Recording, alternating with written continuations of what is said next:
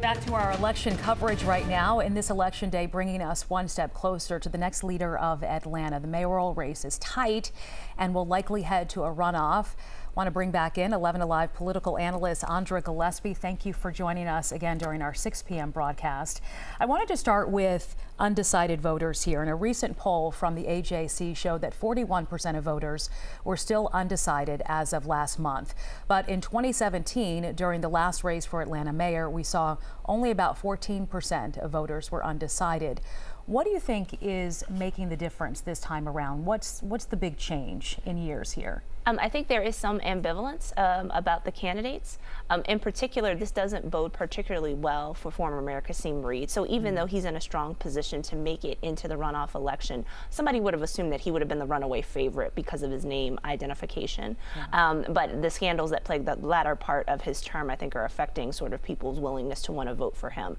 And I think because of that, people were less sure about who they wanted to vote for amongst the other candidates who were far less well known. So they took a little more time to decide. I think the big worry and concern is that some of those people may have decided that they couldn't make up their minds, and so if they didn't show up, that's really going to change how we look at those poll numbers. They may not look as accurate as we once thought that they were. Yeah, that will be interesting to see at the end of the night.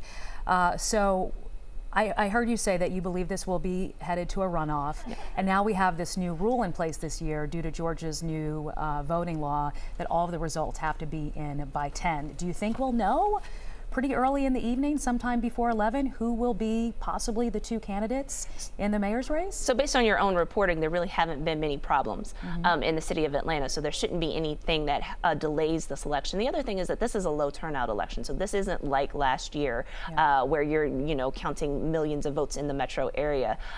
Because it's a relatively low turnout election, I think that the Fulton and DeKalb County officials who are in Atlanta will probably have a much easier time getting through all of today's votes and also all of the absentee votes. Yeah, you said even at your own precinct there were about 350 people who had voted before around 11 a.m. Around right? 11, yeah. So I mean, and then also because of the new law, election officials were actually able to start processing absentee ballots, so not counting them but getting them ready so that they could be run through the machine. So it should be more efficient this time. All right, 11 Alive political analyst Dr. Andra Gillespie. She will be with us through the night because we do have extensive coverage here on 11 Alive. So hopefully you can stay with us.